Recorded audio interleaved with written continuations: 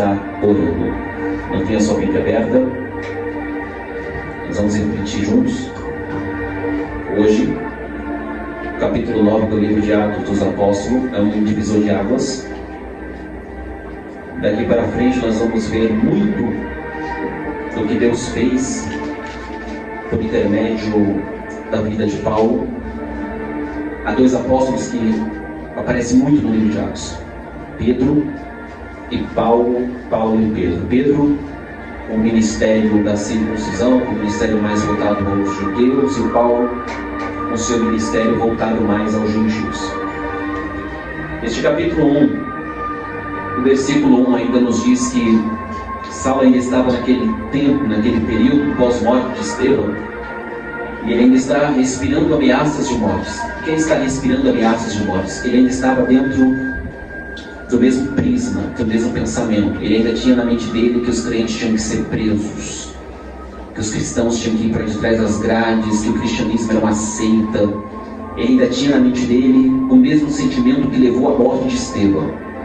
Estevão foi levado à morte por conta da verdade que ele carregava e do Cristo que ele proclamava. E Saulo de Tarso ainda está com o mesmo sentimento de que quanto mais cristãos, ou quanto mais professadores deste nome de Cristo for colocado de trás das grades, mais ele estaria fazendo a vontade de Deus. Para todo judeu daquela época, o cristianismo não nasceu como uma resposta daquilo que era esperado. Para todo judeu, não somente daquela época, mas para todo judeu que não quer que Cristo é o Messias, o cristianismo nasceu como um movimento contrário à fé deles, a tudo aquilo que eles acreditavam, e uma ofensa para com Deus. Porque para um judeu, Deus jamais poderia ser condenado na pior condenação que existia no Império Romano, que era a morte, e morte de cruz. Só bandidos, só malditos eram condenados à cruz. Então, quando Paulo colocava um crente de trás das grades, olha que ironia. Quando Paulo pegava e colocava um crente atrás das grades, na mente dele, ele estava fazendo a obra de Deus. Quando Estevão morre, as vestimentas de Estevão, nós falamos aqui no capítulo de número 7, é depositada ali, jogada aos pés de Saulo. Aquilo é um troféu, aquilo é um prêmio, porque na mente deles, Deus estava se agradando daquilo, porque eles estavam guardando a obra de Deus, preservando a obra de Deus, preservando o que eles criam, mesmo que para isso eles tivessem que matar, mesmo que para isso eles tivessem que fazer o mal, mesmo que para isso eles tivessem que colocar os crentes atrás das grades. Na visão, na mente que eles tinham, eles estavam fazendo a obra de Deus. Olha o perigo disso daqui. Quando nós entramos neste capítulo de número 9, ele está indo aos sacerdotes pedir autorização, cartas, a fim de que encontrasse alguns daquela que era considerado como seita para eles, quer homens, quer mulheres, os levasse presos para Jerusalém.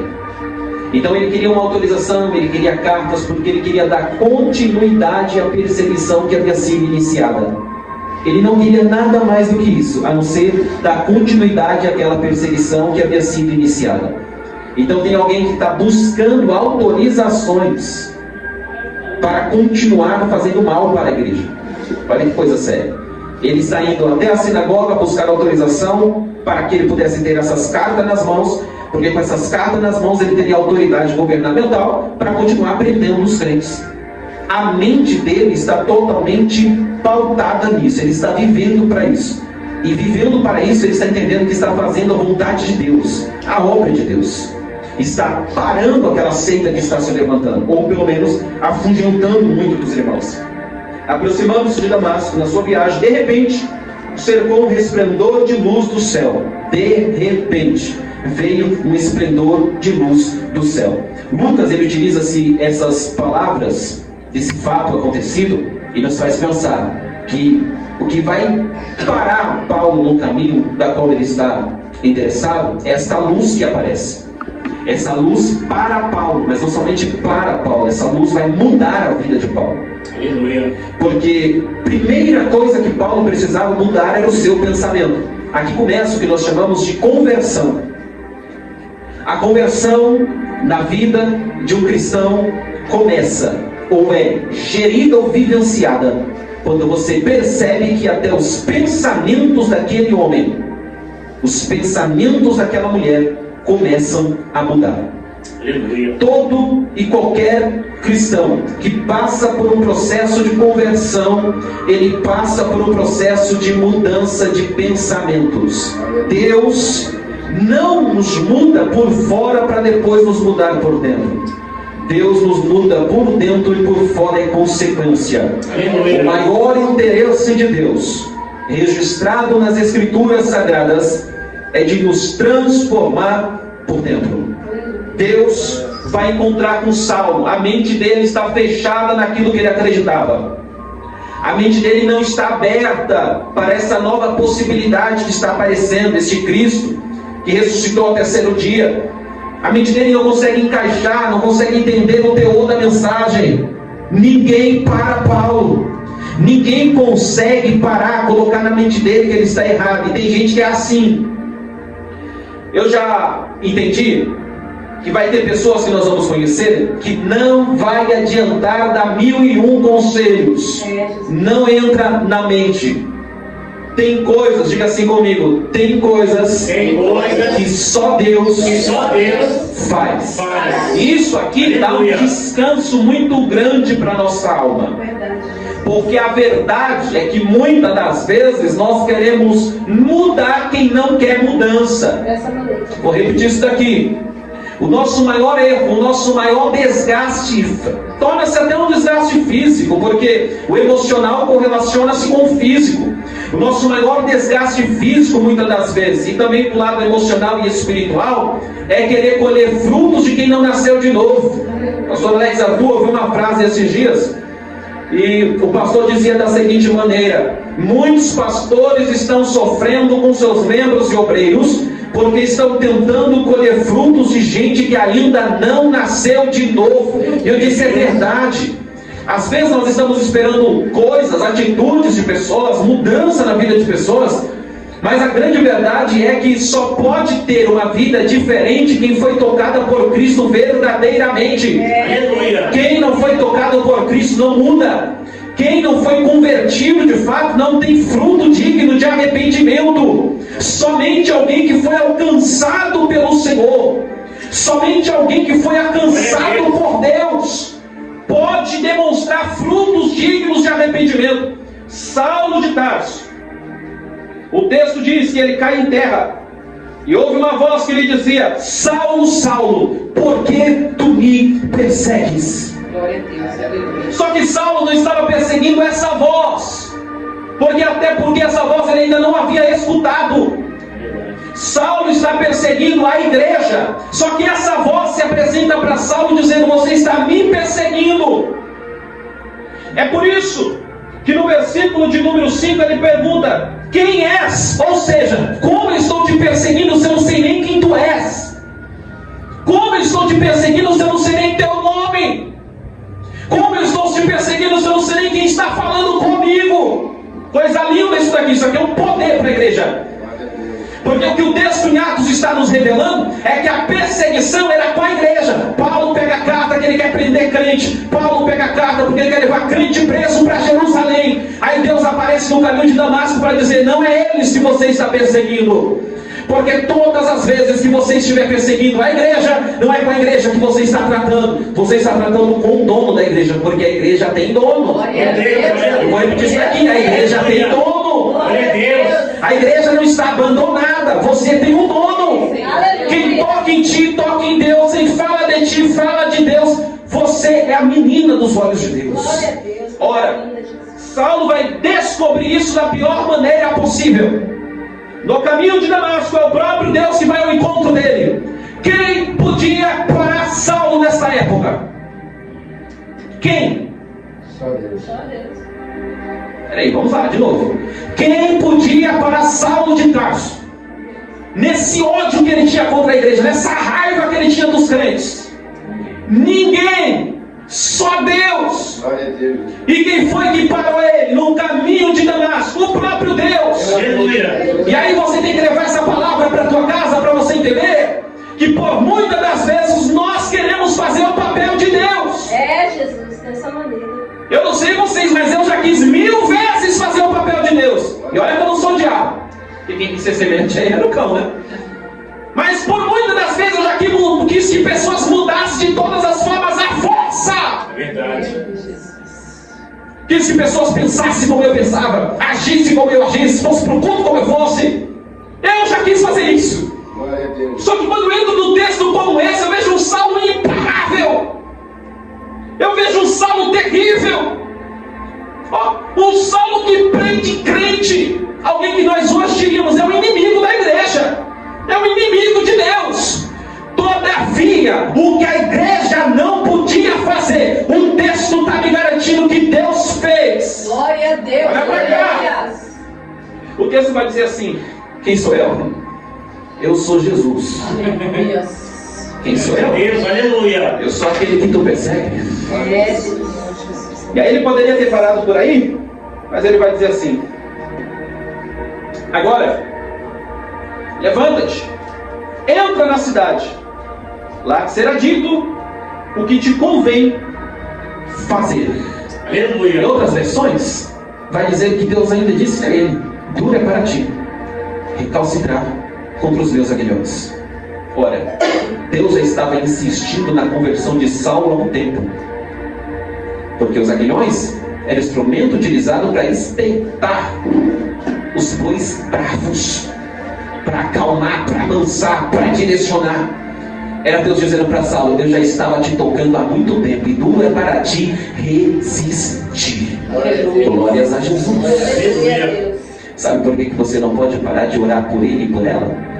É que Deus já está tocando nele e nela há muito tempo. Vai chegar uma hora. Jesus, aleluia. É, Receber em nome, levanta a mão para receber em nome de Jesus. Glórias a Deus. Vai chegar, você acredita nisso? Vai chegar uma hora que ela não vai resistir. É, Jesus, aleluia. Aleluia. Vai chegar uma hora que ele não vai resistir. Eu acredito, Deus. Glória! Deus já estava tocando em Paulo. Agora, Paulo, levanta-te, entra na cidade, e lá te será dito o que convém fazer. Até então, Paulo fazia o que queria.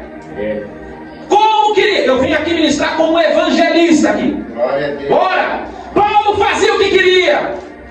Paulo fazia do jeito que queria. Só que o convertido Paulo agora está ouvindo Deus dizer assim: vai e entra na cidade, porque quem vai mandar agora sou eu. Lá eu te mando o que você vai ter que fazer. Deus grande, aleluia. Irmão, você está entendendo que Deus quebra quem tem que quebrar? É, Senhor. Não tem Paulo grande diante de um Deus grande. Aleluia. Não tem. Pode ser conhecido, pode ter acesso como Paulo tinha, quando Deus quebra. Tem gente que só vem se Deus quebrar. Glória a Deus. Diga para este irmão que está do seu lado com um sorriso no rosto: e quando Deus quebra, Quando Deus quer. glória. Aleluia. É. Os homens que iam com ele pararam espantados, ouvindo a voz, mas não vendo ninguém.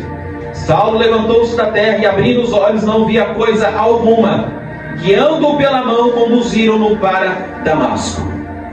Aquele que queria conduzir os crentes presos está sendo conduzido. Meu Deus. Quebra ou não quebra? Aleluia. Humilha ou não humilha? A Bíblia diz que a soberba precede, ou seja, vem antes da queda. Glória a Deus. Paulo estava grande demais. Ele vai na sinagoga com a ousadia de pedir cartas. Pode me dar cartas que eu mesmo levo pessoalmente os crentes presos para dentro de Jerusalém. Deus olhando para os outros e diz: como é que é o negócio? Vai prender mais crente? Está acostumado a fazer o mal com a minha igreja? Eita, que Jesus que fala. Acredite você ou não, mas tem gente que planeja o mal contra a igreja de Deus. Só que o salmista vai dizer que Deus não dorme, nem dormita, ou seja, nem cochila. Aleluia. Deus está acordado para defender sua igreja de manhã, de tarde, de noite, de madrugada. Deus não precisa de crente defendendo a igreja dele, não, pregador. É que a gente precisa até de político defendendo a igreja. Deus não depende de ninguém para defender a igreja dele. Quando Deus tem que matar, Deus mata. Quando tem que fazer adoecer, Deus faz adoecer. Quando tem que tratar, Deus trata, porque Deus é Deus. Glória. Glória a Deus. Glórias a Jesus. Esteve 3 dias sem ver, nem comeu e nem bebeu. Diga assim: convertido. Convertido. Porque o convertido ele é guiado, ora e jejua. Olha o sinal da conversão na vida de Paulo. Diga assim: convertido que é convertido. Convertido que é convertido. A gente vê A gente vê pelos frutos. pelos frutos. Nós não somos convertidos porque... Lá vai, segura na cadeira aí que depois melhora. Não somos convertidos por carregar uma Bíblia. Porque tá cheio de gente carregando uma Bíblia que nunca se converteu. Meu Deus, aleluia. Não somos convertidos por mudar essas vestimentas. Porque tá cheio de gente mudando roupa, mas não mudando o caráter e a personalidade. É, Jesus. Nós somos convertidos, pastor Alex, eu nunca me esqueci disso. São os frutos que nós damos que demonstram o nível da nossa conversão. Não se conhece árvore pela folhagem, é pelos frutos, a qualidade dela. Eu creio, Deus. Porque você pode até ser uma árvore frutífera se não tiver frutos. É verdade, Senhor Jesus. E aqui está um Saulo convertido. Por quê? Porque Deus se encontrou com ele. Não foi ele que se encontrou com Deus. Porque a conversão não é o homem em busca de Deus, é Deus em busca do homem.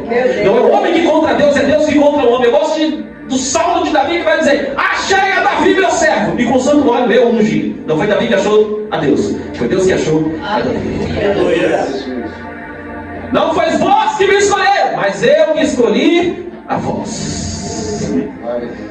Oh, glórias a Jesus. Você está aqui porque Deus te achou. Aleluia. Só Deus sabe onde é que Ele nos achou. É, Jesus. Bora lá. Então ele está 3 dias sem ver, sem comer, nem bebeu. Havia em Damasco um discípulo chamado Ananias. Ele era um discípulo. E ele respondeu: aqui estou, Senhor. Disse-lhe o Senhor: levanta-te, vai à rua chamada direita e pergunta em casa de Judas por um homem de Tarso chamado Saulo, porque ele está... Quer dizer que o perseguidor está convertido de verdade. Aleluia. Porque convertido que é... Irmão, não me deixa apanhar sozinho, não. Diga para mim: convertido que é convertido, ora. Convertido que é convertido, ora. Aleluia. Vamos lá? Está faltando a oração. É, Deus. Esses dias eu estava conversando com um amigo, e durante... não vou falar o período, porque algumas mensagens são gravadas, mas nós tivemos a oportunidade de estar ministrando em um determinado local, e esse amigo me disse: você percebeu como foi difícil pregar naquele lugar? Eu disse: rapaz, suei gravata, suei a camisa, mas fiquei doido com aquele povo, e o povo parecia estar morto. Pensa nas experiências ruins que eu tenho por aí. Mas a gente tem que ir, tem que pregar, tem que dar o nosso melhor. Aleluia. Mas tem lugar que você chega para pregar que parece que Jesus morreu e não ressuscitou mais. Parece que está tendo aquela chamada missa do 7º dia. Jesus. Pensa no povo morto por aí. Igrejas frias, cultos frios, mensagens frias, louvores frios. E aí você está lá pregando, e parece que está pregando para um monte de múmia. E eu disse para ele: meu amigo, eu cheguei a uma única conclusão. Sabe por que não está tendo vida no culto? Porque não está tendo culto na vida. Só tem vida no culto quem tem culto na vida. É, Jesus. E aí vem carregado lá de fora de coisas que não agradam a Deus. Dessa maneira, Vou te explicar o que está acontecendo. Deixa eu desabafar um pouquinho aqui. Eu também posso. O povo está vindo carregado das coisas lá de fora. Passa o dia inteiro sem falar com Deus, o dia inteiro sem nenhum texto da Bíblia. O dia assiste novela, assiste Netflix, assiste filme, conversa com parente, conversa com amigo, entra no WhatsApp, entra no Facebook, entra no Instagram, entra em tudo, mas não entra na presença de Deus. Aí chega para dentro do culto, entra para dentro do culto. Aí quando entra para dentro do culto, a Bíblia está aqui dirigindo o culto, dá um exemplo aqui. Aí está aqui dirigindo o culto, está pensando: nossa, o povo está gelado, o povo, será que sou eu? Será que eu estou orando o povo? É que o povo já não quer mais Deus, eles vêm, parece que um monte de múmia dentro da igreja. Por quê? Porque não tem vida com Deus, não tem culto com Deus fora do ambiente de culto. E aí quando chega aqui dentro, fica aquele culto travado. Não estou dizendo que é congregação, não, estou dizendo o que está acontecendo por aí. A gente anda muito, a gente sabe o que está acontecendo por aí. Os cultos travados, os cultos sem vida, os cultos sem graça, os cultos sem Deus. Oh, meu Deus, sabe o que é isso? Falta de oração. Porque quando a igreja orava, a igreja não tinha muito poder como tem hoje. Hoje tem ouro, tem a prata, hoje tem tudo que é de instrumentalização, mas não tem vida, não tem graça, não tem unção, não tem poder. Mas Paulo, convertido, ora. Glórias a Deus, aleluia. Coisa linda, Jesus. Da glória que melhor. Vamos lá. Foi lá para onde está orando. Vai lá, Ananias. Numa visão ele viu que entrava um homem. Diga assim: o convertido está tendo visão. O convertido está tendo visão. Deus pegou Paulo, irmão, mas pegou mesmo para converter de verdade. O camarada está jejuando, O perseguidor agora está recebendo os mistérios do Eflácia. Até visão está tendo. Glória a Deus. Aleluia. Deus fiel. Numa visão, ele viu que entrava um homem chamado Ananias, colocava sobre ele a mão para que ele tornasse a ver. Respondeu Ananias. Olha a resposta do discípulo: Senhor, eu tenho ouvido muita coisa a respeito desse homem. Não é por nada não, mas ele tem feito muito mal aí aos santos de Jerusalém.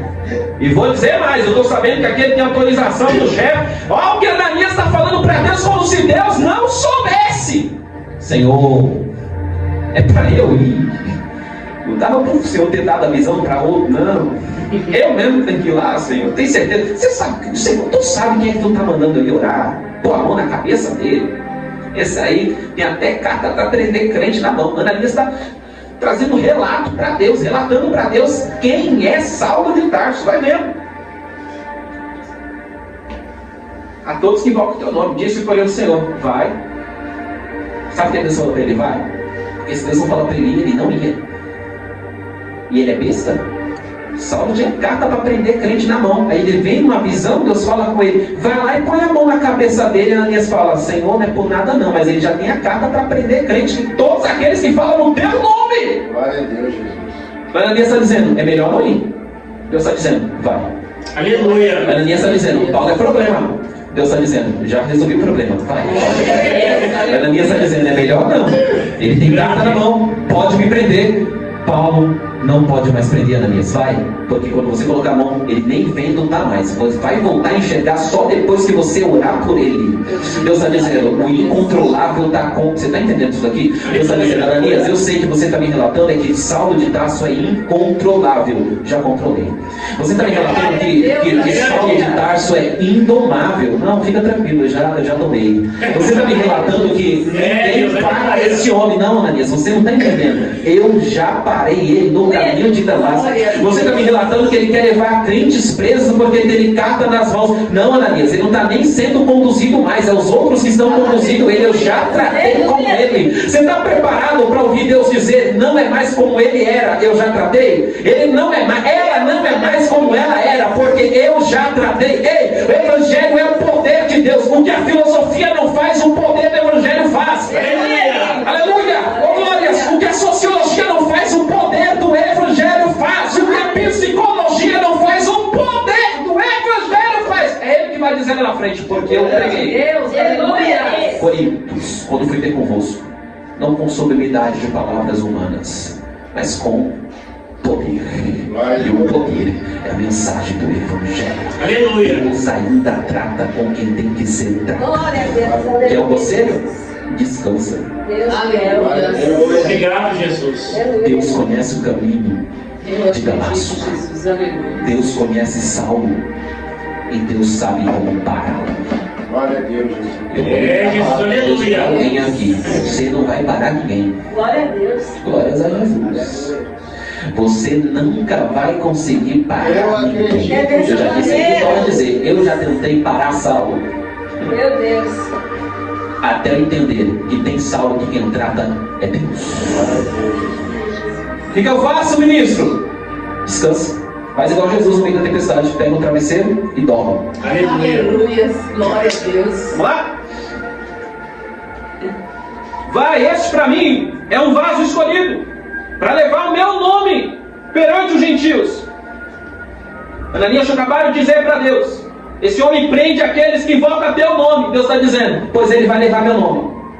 Glória a Deus, Jesus. Ananias acabou de dizer para Deus, esse homem prende quem fala do teu nome. Deus está dizendo, eu já tratei ele de um jeito.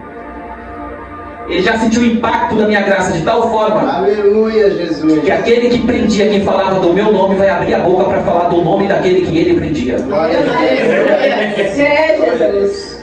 Eu lhe mostrarei o quanto ele deve sofrer pelo meu nome. Paulo fez crente sofrer? Tempo. Paulo fez crente sofrer?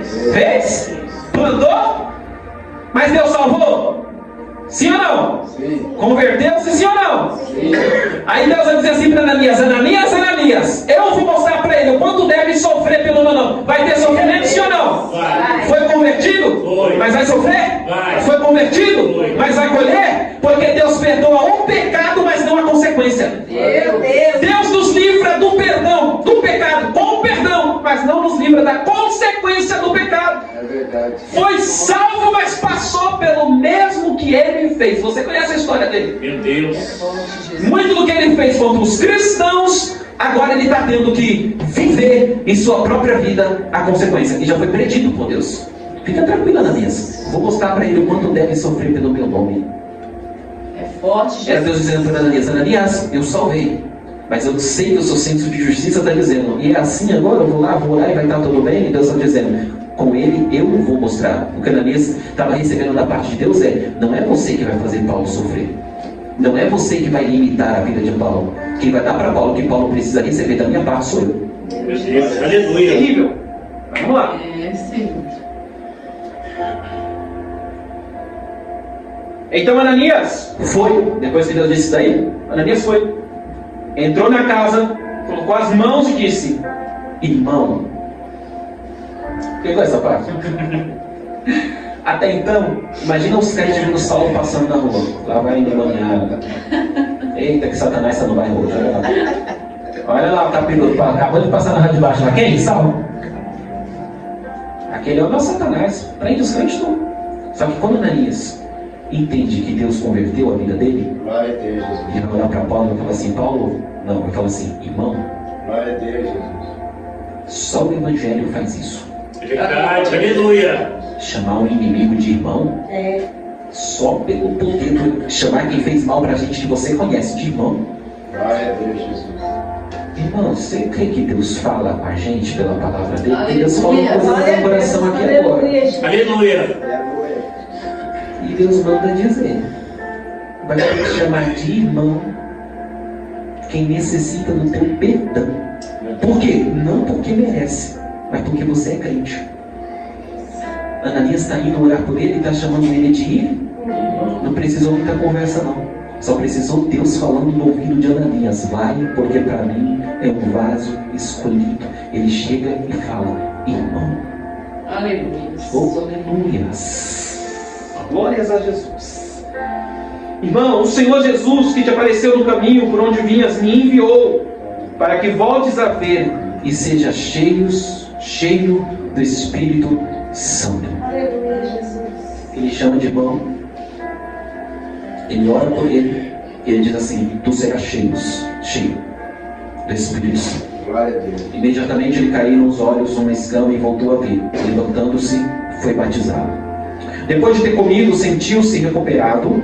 Esteve salvo alguns dias com os discípulos em Damasco. E logo nas sinagogas pregava que Jesus era o Filho de Deus. Glória a Deus, Jesus. O homem que foi para lá para prender quem falava do nome de Jesus, agora está falando ele próprio do nome do Senhor. Aleluia. De perseguidor para propagador. Sabe quem Saulo de Tarso é? Um improvável. Glória a Eu vou Deus. repetir. Saulo de Tarso é alguém improvável para servir a Deus. É aquela pessoa, sabe aquela pessoa que a gente olha e fala assim: isso aí nunca vai se render. Glória a Deus, Jesus. Não limite o poder de Deus. Glória a Deus, Jesus. Não, porque eu conheço fulano, aquilo ali nunca vai aceitar a Cristo, ela nunca vai aceitar o Senhor, nunca vai se render. Fala contra Deus, fala da igreja de Deus, fala de todo mundo. Aí Deus está dizendo: eu ainda sei como tratar com Saulo de Tarso. Glória a Deus. Aleluia. Está pregando. O texto vai dizer, 21, que todos os que ouviam ficavam espantados e diziam: não é este que em Jerusalém perseguiu os que invocavam este nome? Ele veio aqui para isso, para levar a gente presa ao chefe dos sacerdotes. Saulo, porém, se esforçava muito mais e confundia os judeus que habitavam em Damasco, provando que Jesus era o Cristo. Começou um falatório: esse homem veio para perseguir, esse homem veio para prender. Está pregando o nome que ele veio para prender, o que pregasse sobre este nome. E o texto vai dizer assim: e Saulo se esforçava ainda mais. Por quê? Porque todo convertido é esforçado na obra do Senhor. Aleluia. Aleluia. Quando você vê alguém que não se esforça mais, simples, está faltando conversão, mudança de rota. Glória a Deus. Quando você vê alguém que se esforçava, trabalhava na obra do Senhor, hoje não quer saber de nada, está faltando conversão. Glória a Deus. Perdeu-se no caminho. É Éfeso que abandonou o primeiro amor. Mas o conselho para a igreja de Éfeso, que abandonou o primeiro amor, não foi: Pastor João de Éfeso, ou envia uma carta para a igreja de Éfeso, pede para eles fazer o pancadão gospel, o evento gospel, pede para trazer um pregador fulano da canela de fogo, da tocha de querubim. Não! O conselho foi para voltar ao primeiro amor. Arrependa-te e volte às primeiras obras. Aleluia. Só existe uma forma de Deus acender a chama no coração de alguém novamente: é pelo caminho do arrependimento. É quando a pessoa reconhece, lembra de onde caiu e torna ao Senhor. Aleluia. Glória a Deus. Versículo de número 23. Tendo passado muitos dias, os judeus decidiram entre si matá-lo. Matar quem? Quem gostava da morte dos crentes. Olha aí, Jesus. Quem prendia os crentes. O perseguidor passou a ser o perseguido. Agora ele está dentro do evangelho, dentro do cristianismo, sofrendo o que os outros crentes sofreram com ele. Os seus planos, porém, chegaram ao conhecimento de Saulo, e com eles guardavam as portas tanto de dia como de noite para poder tirar-lhe a vida. Os discípulos o levaram de noite e o desceram dentro de um cesto pelo muro. Imagina a cena, Paulo fugindo dentro de um cesto pelo muro. Quando Saulo chegou a Jerusalém, procurava juntar a seus discípulos, mas todos os temiam, não acreditando que fosse discípulo. Estive ministrando, muito bom parar aqui. Estive ministrando agora na vigília em Guarulhos, no sábado para o domingo, não, foi da sexta para o sábado, e simplesmente um dos pastores que lá estavam, ele estava contando o testemunho dele, e parece muito isso daqui. Eu até conversei com ele depois no final do culto, porque ele dizia: quando eu me converti, eu não entendia, porque um dos pastores grudou nele, ele era um dos bandidão lá na quebrada. Então, quando ele se converteu, o povo olhava: agiota, era traficante, era isso, era aquilo outro, já envolvido com algumas coisas, condenado a outras. Então, o povo que conhecia ele, quando ficou sabendo que ele virou crente, primeira coisa que falaram: mentira, aquilo ali nunca vai virar crente, aquilo ali não é de Deus. E o problema não foi o povo do mundo, o problema que ele disse foi o povo da igreja, que só depois ele ficou sabendo, porque ele ia para os cultos, os irmãos, ele dizia: vou com o irmão fulano de tal. Quando ele chegava, o irmão já tinha ido, um dos pastores grudou nele. E aí ele falava: cadê o irmão fulano? O pastor dizia: não, eles já foram, tiveram que ir na frente. Porque como eles saiu do mundo do crime, eles tinham muita ainda ameaças de morte. E nem todo mundo acreditava que de fato ele estava convertido. E ele dizia: quando o culto acabava, ele dizia: irmão, me espera. E ele falava que ele chegava no final dos cultos, às vezes algumas vigílias, e dizia: o irmão vai me esperar, porque a gente mora próximo, vai me levar no carro dele. Quando ele chegava lá de fora, os irmãos já tinham ido embora. E o pastor ficava. E o pastor dizia: não, varão, nós vamos de um, fica tranquilo. Só depois de muito tempo, quando ele já estava solidificado, edificado na fé, que o pastor contou para ele: sabe por que a gente não achava os irmãos? E ele: mas por quê? Sabe por que a gente sempre ia de Uber para casa? Porque os crentes tinham medo de você. Ninguém acreditava que você tinha convertido de verdade, e outros tinham medo de no meio do caminho alguém fuzilar o carro. E aí eu lembrei de Saulo. Quando Saulo se converteu, os crentes ficavam com medo dele, porque falou: será que São Saulo? Sei não, esse irmão São Saulo está estranho ainda. Ele tem um jeito estranho de olhar para a gente. Ele está tramando alguma. Imagina que eles cogitavam um com o outro. Ele deve estar tramando alguma coisa, está dizendo que é crente, está dando até que um pastorzinho agora. Tu viu como ele pregou no último culto? Está falando de Jesus como ninguém. Isso ele está preparando. Eu imagino que Saulo vai montar um congresso, vai mexer pelo menos uns 300 crentes dentro do congresso que ele fizer na festividade. Quando a gente vier lá dentro, ele vai matar todo mundo. Era o que passava na cabeça deles, que não havia convertido ainda. É igual nós no início da nossa conversão. Talvez até hoje alguém olhe para mim, olhe para você e diga: será que se converteu mesmo? É, dessa maneira. Ou é só um tempo dentro da igreja? Ou ela só está se escondendo atrás da Bíblia? E isso aqui não está acontecendo do lado de fora, está acontecendo do lado de dentro. Nem os crentes estavam acreditando na conversão. Vou ler de novo para você aqui, ó, versículo de número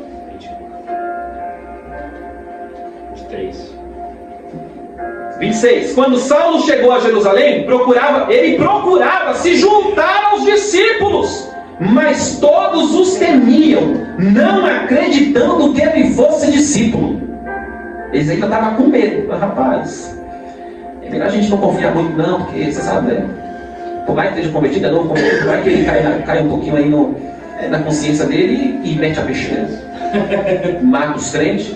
Então, a conversão de Saulo foi conturbada. Versículo de número 27. Então, Barnabé. Ei, lembra que o pastor deixava todo mundo embora e ficava esperando o irmão novo convertido? O bandidão de Guarulhos?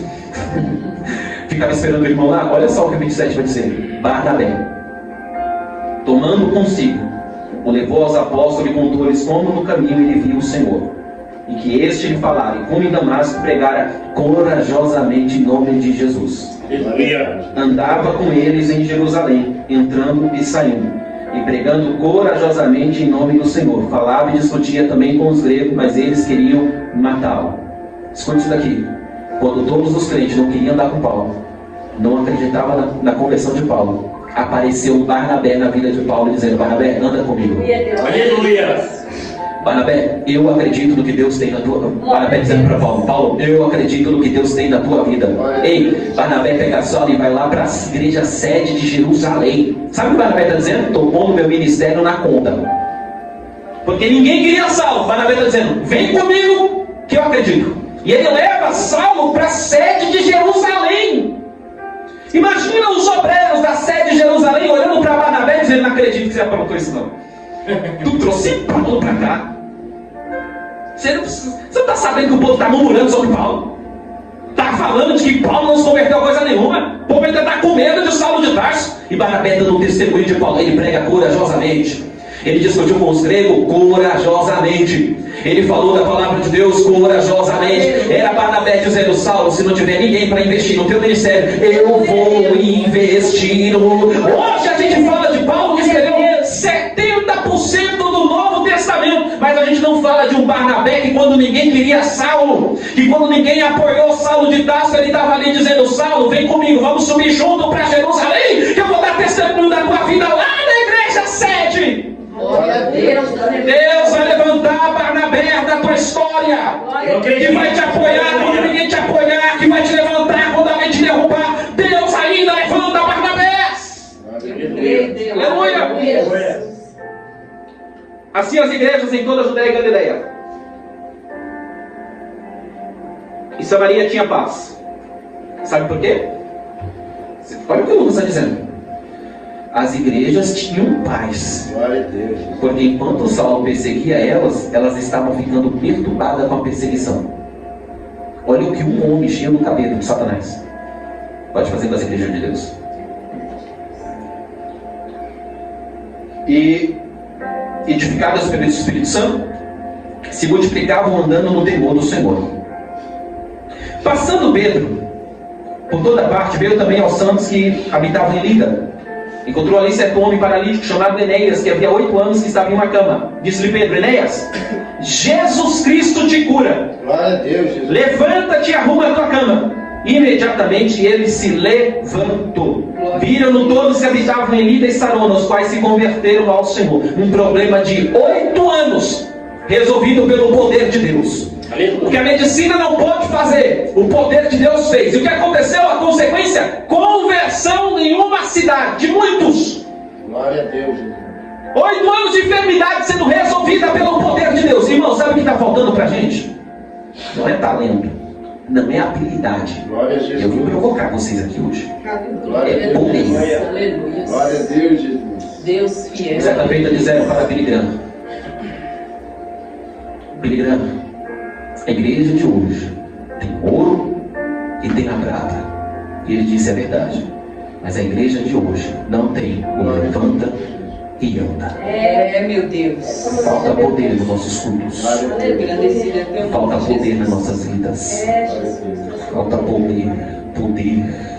Eu acredito, Deus. Poder real, poder que traz resultado, poder que traz conversão. Porque o poder de Deus não é para trazer marketing para a igreja, ou para o pastor, ou para o bispo, ou para o apóstolo. O poder de Deus, quando realizado na Bíblia Sagrada, trazia conversão de alma, mudança de vidas. Hoje tem muitos sinais e prodígios por aí que você não vê mudança nenhuma.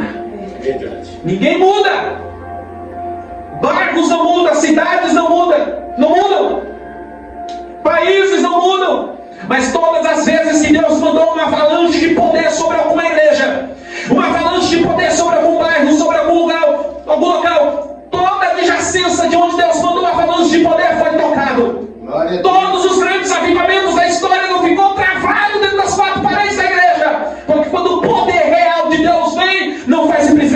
pular de alegria, saltar de alegria, sapatear de alegria. Não! Todas as vezes que o poder de Deus vem, vai além disso. São vidas mudadas, vidas transformadas, vidas tocadas pelo poder do Evangelho. Aleluia. Milagres não são shows. Milagres são apenas sinais de algo muito maior que Deus deseja fazer. Lembra da cura do paralítico do tanque de Betesda, João capítulo de número 5? 38 anos enfermo. Jesus diz: levanta, pega o teu leito e anda. Depois Jesus encontra ele dentro do templo e vai dizer para ele: agora, filhão, não pegues mais, para que coisa pior não te aconteça. Era Jesus dizendo: eu não fui lá simplesmente para você andar, eu fui lá para que você a partir de hoje mude. Aleluia. É forte. 36, para a gente correr aqui para finalizar. Havia em Jope, Lucas contando mais uma história, uma discípula chamada Tabita, que traduzido quer dizer Dorcas. Ela praticava boas obras e dava esmola. Glórias a Deus. Ananias era discípulo? Sim. Dorcas era discípulo? Sim. O Espírito Santo de Deus está usando discípulos? Glória a Deus, Jesus. Vou repetir para vocês aqui. O Espírito de Deus não depende de títulos. Eu creio, Jesus. Aleluia. Eu senti o Espírito de Deus pousando no coração de alguém aqui. Eu não preciso de títulos para te usar. Aleluia. Eu acredito, Eu Deus. cresci, pastor Alex Arthur, aprendendo que Deus não precisa de gente habilidosa. Deus precisa de gente disponível. Não falta gente habilidosa no reino. O problema é que nem todo habilidoso está disponível para Deus. Deus está dizendo que nossas vidas nessa noite, eu ainda uso discípulos sem título, mas que são disponíveis na minha obra. Aleluia. Deus está à procura de alguém nesta noite. Vou repetir isso daqui porque eu senti o céu desta palavra. Oh, Deus, Deus está à aleluia. procura de alguém nesta noite para uma grande obra. O Espírito do Senhor pode acender uma chama nos nossos corações nesta noite que não se apagará. Deus está à procura de gente disponível. Aleluia. Eu creio, Jesus. Naqueles dias ela adoeceu, morreu, e tendo-a lavado, depositaram num quarto na parte superior da casa.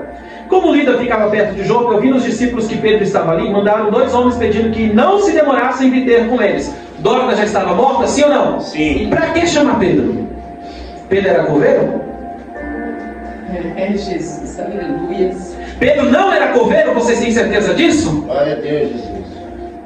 Se Pedro não era coveiro, lá vai a segunda pergunta. Pedro portava a vida?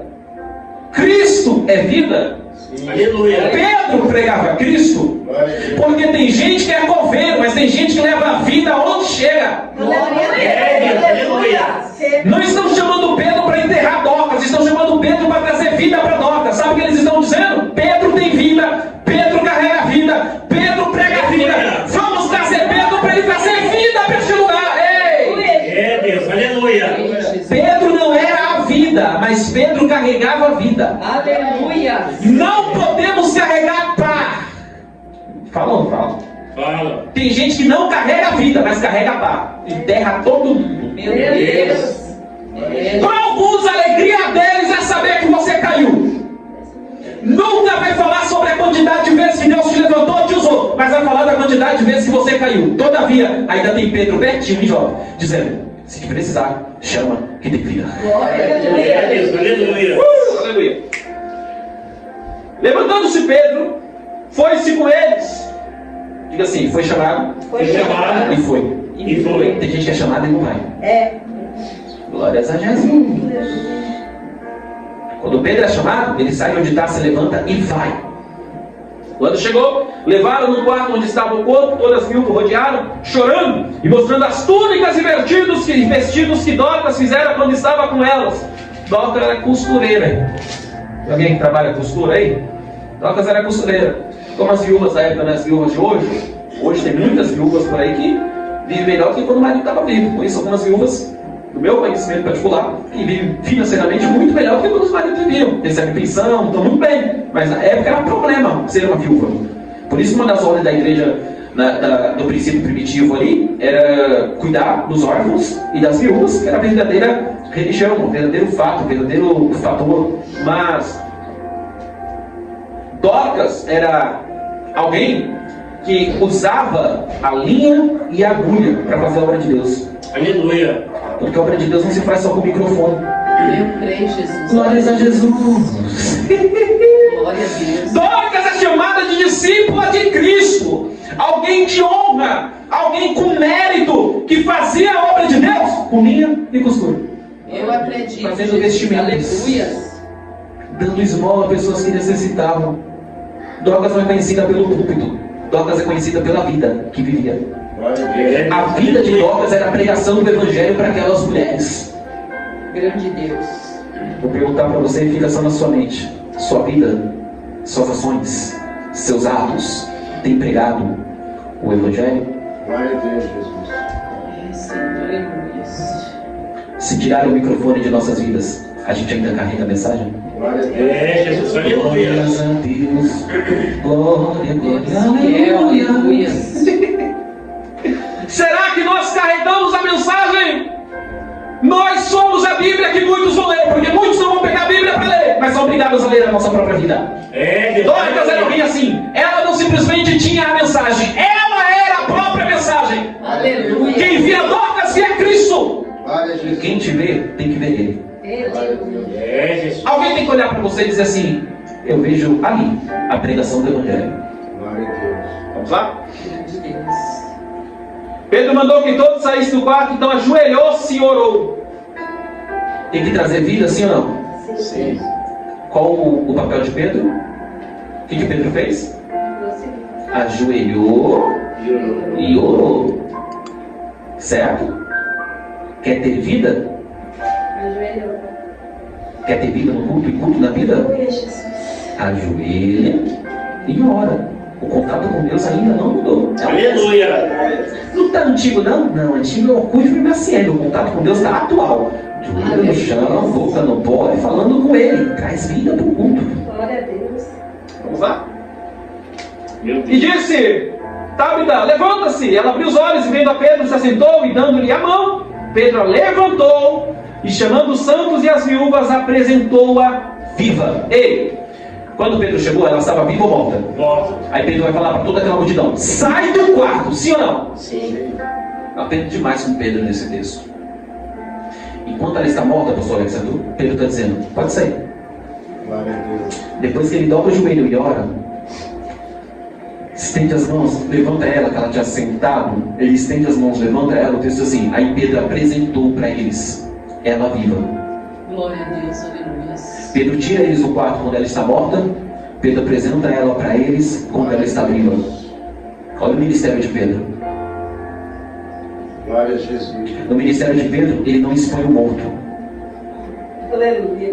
Glória a Deus. No ministério de Pedro, ele está dizendo: para mim, mais importante do que expor o corpo morto é expor depois que ela está viva, de pé, levantada. Glória a Deus. Dois tipos de ministério. Quantos tipos? Dois. Tem gente que só quer apresentar a sua fase morta. Meu Deus. Mas Pedrão está dizendo: não vou apresentar a Tabita morta para Grande ninguém. Deus. Aleluia. Eu, Jesus amado, não vou divulgar o corpo de Tabita morta para ninguém. Mas quando eu orar por ela, Aleluia. dobrar meu joelho por ela, que ela estiver viva, se que Deus colocar ela de pé, aí eu vou dizer para eles: eis aí, Tabita, está viva, está viva. Está viva. Tem o Pedro orando de joelhos no chão, dizendo: Deus, traz vida para Tabita.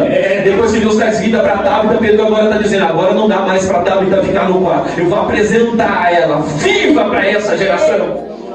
Deus vai nos fazer orar por alguém morto espiritualmente, para que nós não venhamos deixar que o povo veja a morte espiritual. Mas quando essa pessoa estiver viva, Deus está dizendo: agora apresenta. Aleluia.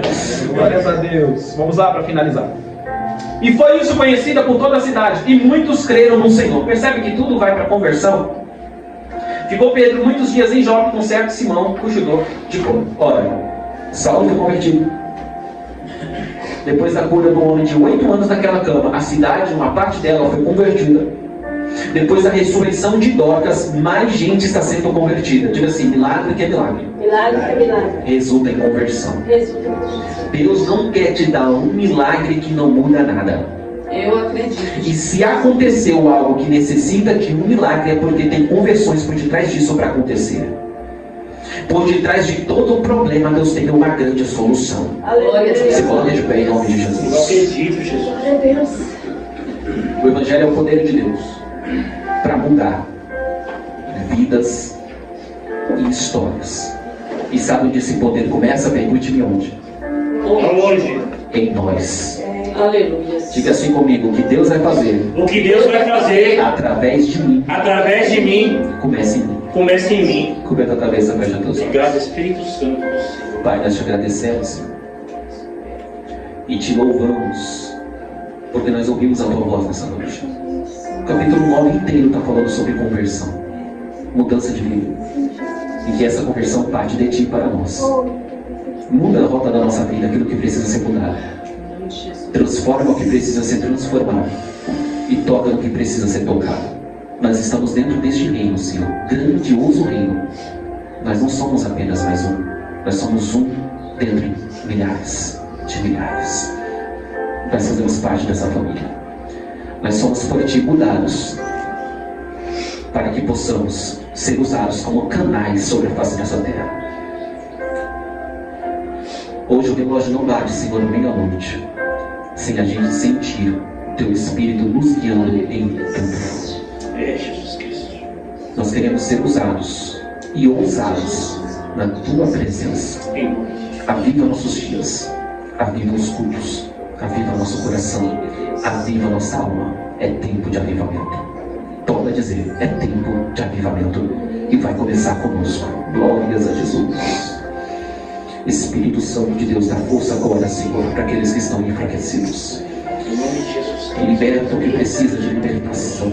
Poder de Deus. Aleluia. Toca quem precisa ser tocado e cura quem precisa ser curado. Tira, Pai, como o Senhor me mostra aqui nesta noite, os empecilhos do caminho, Senhor. Aquilo que afasta o coração do teu servo da tua presença. Aquilo que afasta o coração da tua serva da tua presença está saindo agora do caminho dele e do caminho dela. É uma noite de libertação, porque onde a tua palavra é pregada tem libertação. O Senhor está nos libertando pelo poder da tua palavra. Em nome de Jesus, acende novamente, acende outra vez, ó Pai. Acende a chama que uma vez brilhou. Em nome de Jesus. Aplauda o Senhor.